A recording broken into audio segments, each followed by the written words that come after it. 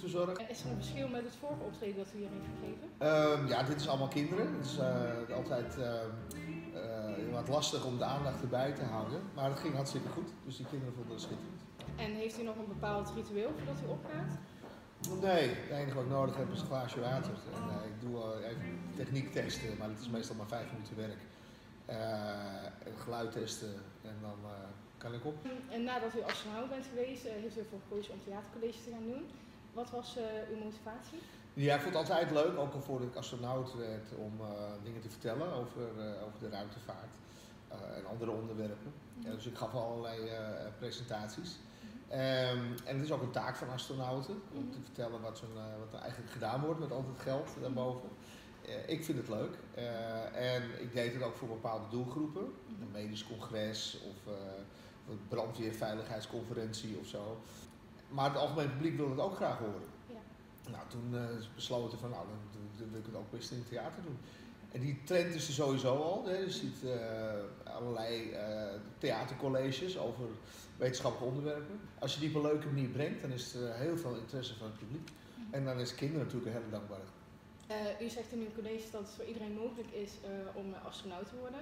Is dat ook echt zo? Kijk, het is mogelijk voor mensen die in een land wonen dat meedoen aan de ruimtevaart, zoals Nederland, om een bepaalde opleiding te volgen. Je moet natuurlijk wel een wetenschappelijke of technische opleiding hebben. En als je verder gezond bent, dan is er een mogelijkheid om astronaut te worden. Dus het geldt voor heel veel mensen. Heel veel kinderen die in de zaal zitten, die hebben die capaciteit. Het ligt eraan wat voor studie je gaat kiezen natuurlijk en of je gezond blijft.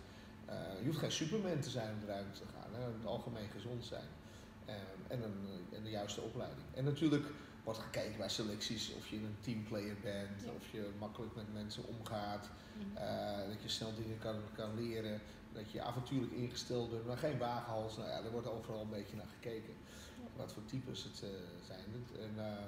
En dan betekent het, ja, ik ben ervan overtuigd dat er diverse mensen in de zaal zitten die het zouden kunnen. Ja. Liever de ruimte of liever de aarde? Liever de aarde. Kijk, de ruimte is fantastisch.